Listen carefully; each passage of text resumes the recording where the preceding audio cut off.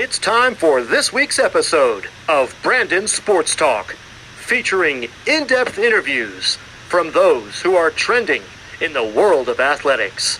And now, here's the host of Brandon Sports Talk, Brandon Pate. Welcome back to Brandon Sports Talk. In today's episode, I have the privilege to interview a sports podcast business owner, Zach Schumaker. How are you doing today? Pretty good. How about yourself? I'm doing good. Can you talk about how you got started with your sports talk podcast? Absolutely. So I grew up playing basketball, loved the game, and it kind of was my passion. Obviously, I wanted to become a college basketball player and go as far as I could. But when I was in 7th, 8th grade, I got really sick and had to miss a lot of time throughout middle school and high school. Long story there, but eventually I kept trying to play through high school, play up until my junior season. And at that point, I just realized I kind of fell behind and I still wasn't 100%. So I started really venturing during different avenues. And one thing I really wanted to pursue was a GM. That used to be my old dream. And that's something I started reaching out to, got in contact with quite a few NBA GMs, guys like the Hornets GM, Mitch Kupchak, a couple of people like Kobe Altman, the Cleveland Cavaliers. And some of those guys kind of helped me. But ultimately, being in high school, there wasn't much avenue you could go in terms of the NBA. There weren't internships yet until you get to college. So I started exploring my options as a junior and decided I do have a little bit of interest in talking basketball. I like this game. I still want to stay involved in it. So I just started interviewing some people locally in Arizona. Got to know some of the big time guys like Dalen Terry, Ty Washington, Deron Holmes, and from there just kind of grew into this. Can you talk about how you started the podcast and grew to what it is now? Yeah, so it took a lot of time. And like I said, I started off kind of locally, guys that were in my life, both players I played with, different coaches, even my brother on the first episode. And from there, it really was just kind of balancing, just learning guys, getting used to it. And eventually, because knowing Dalen Terry, I got to know the guys that come to Magic. And that connection really helped me go up bigger. It got me to know guys like Evan Mobley, more guys like just a lot of the guys in common Magic organization, Isai Silva, all those guys. And from there, it really blew up. That allowed me to have a bigger profile. More guys started seeing my work and seeing what I could do. And from that point forward, really started landing connections and more guys were available to doing it. And from there, just kind of followed the path. What segments do you have on your podcast? Yeah, so currently on YouTube, I do a few different things. Mostly it's just a lot of simple interviews. I do the commitment interviews, which is other guys having the very first interview that we would pre-record before they announce it, and I'd release it right after they announce it. That's a popular one I've been doing right now, but also I just do different classes. The 2022 guys, 2023, 2021 guys have yet to commit, 2024 even. Those are just kind of simple interviews as well as some girl interviews. I also started up the What Coaches Think, which is just kind of discussing a lot of coaches with different college coaches, some pro coaches, a couple different high school coaches as well. And I also just kind of have my own segments too. I like talking about basketball, like I said earlier, and do ESPN Top 100 breakdown to go through the guys by 10 guys in a row. Just kind of discuss the players, what fans can expect from them if they have commit, what kind of players they are. And that's kind of the main show that I've been focusing on right now. Who are some of the people that you've interviewed for the recruitment one? Yeah, so for the committed one, some of the biggest ones I did was Nathan Biddle, the number 9 player in the country. I believe he actually might just move to number 8. He was one of the biggest ones I've done for his commitment interview. I've also done a lot of guys, as well as just guys that have commit. Kendall Brown's a big one. I recently have done guys like CJ Nolan, Wade Taylor, Alex Fudge. Just a lot of guys. I think that has about 51 interviews in it now. There's just been a lot of guys now that 2021 guys have been committing a lot. So we're getting a lot of those guys in. How do you go about getting the people that have recently committed or that have already committed onto your podcast? Yeah, so that's what I know a lot of people ask that, and it's something that I've kind of focused in on, mostly realizing that it's not basically right now. I know a lot of people reach out to them, would love to get those interviews, but I realized that last year wasn't really working out when I just started going, and building the relationship with guys that are younger, getting to know them as sophomores, freshmen even, really building that relationship up so they know you've interviewed them a few different times, and they get a lot more comfortable with you, and you kind of build a friendship or at least a good relationship with some of them. And at that point, they trust you and they rather do it with you, just knowing you. And that's kind of how I kind of get those ones. Have you ever had anybody come on your podcast to announce where they're going to go?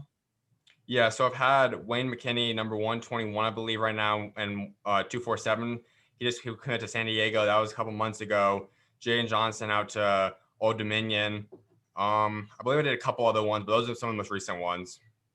How does it feel as a sports reporter to get that one-on-one experience and the first time that they're saying, that they're going to commit to, like, for example, UNC Tar Heels? Mm-hmm. Yeah, no, those are my favorite ones. I love all my interviews. I think some of the NBA players I've interviewed are some of my favorite personal ones, but just knowing that to this point is most likely the biggest day of their lives. It's the biggest announcement they've made, biggest decision. And for me just to be a part of that, just kind of see the joy, get a little minute, glimpse into seeing how the family reacts, how they're reacting. It's really just a true blessing. It's probably, like I said, probably one of my favorite interviews to do. Who are some of the NBA players that you've interviewed? Yeah, so that really started during quarantine. I had one that was on the two-way with the Lakers, Devontae Cacok now has won a ring.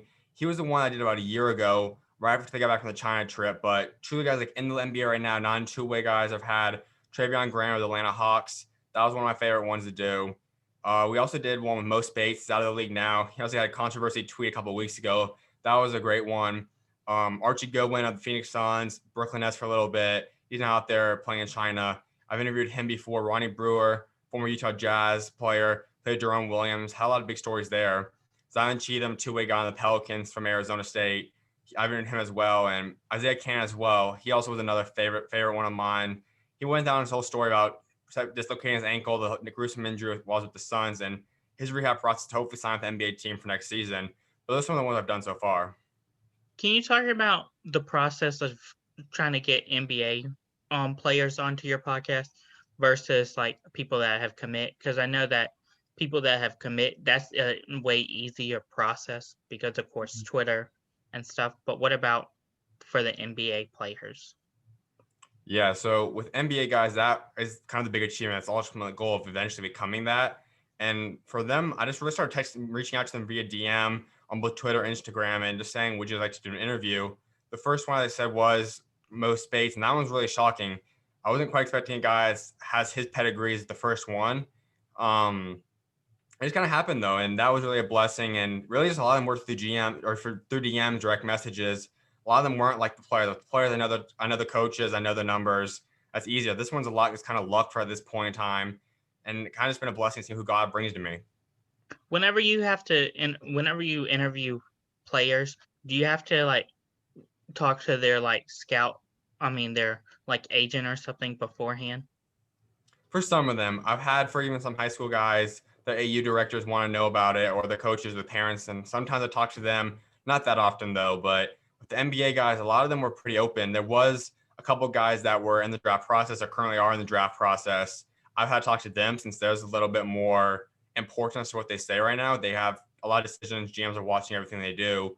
For those ones that had to discuss with the agents, but guys in the NBA right now, guys like Isaiah Cannon, Mo Spates, Travion Graham, those ones were pretty simple to do. Who have you interviewed on the coaches side? Yeah, I've had quite a few. That was one of the more recent episodes I have started up now. Stan Johnson from LMU was a great one.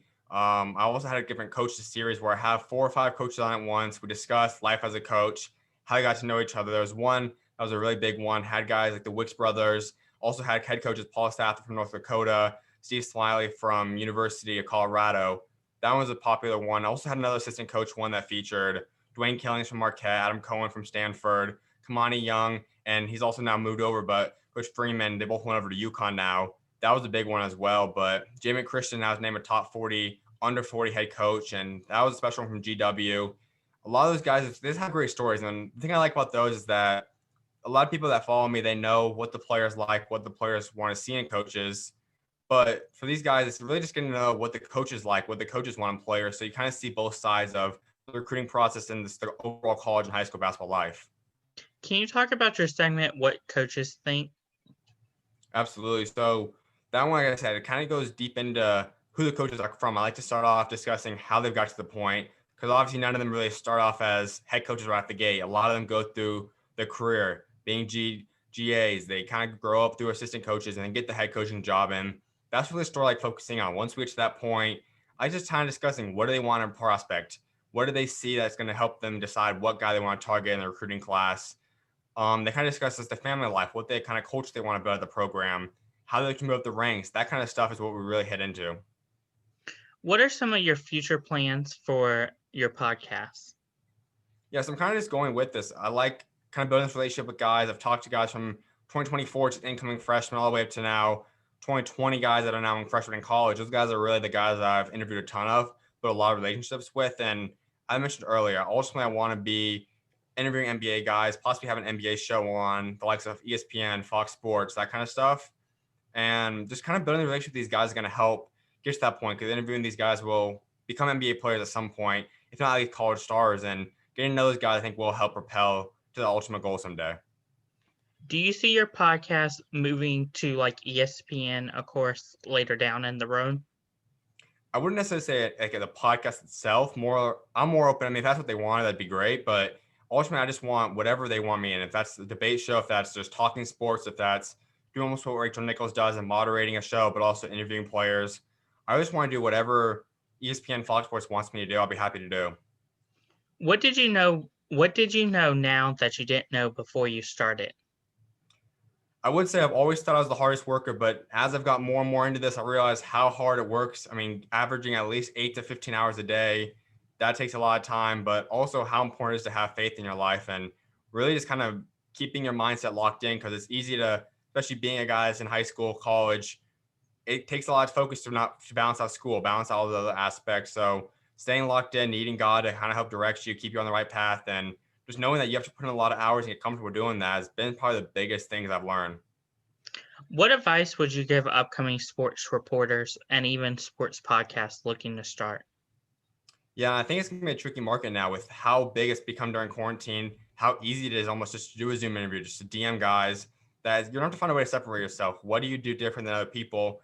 Because if everyone wants to do the same thing and the exact same kind of questions, that kind of stuff, things can obviously get misconstrued. You always can go down wrong paths, and making sure you kind of build your own brand, be patient with it, keep investing time and time until it finally works out, it clicks, is really the biggest thing. And always being open to learn, reaching out to different people that are successful at the direction you want to go. If it's guys on ESPN, if it's whatever area in life you want to go, reach out to them and make sure they allow them to critique you and make sure you learn from that and constantly improve. Never settle for being what you're at.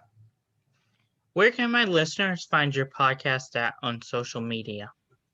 Yeah, so you can follow me at Instagram or Twitter. It's _SchuZ, SCHUZ _.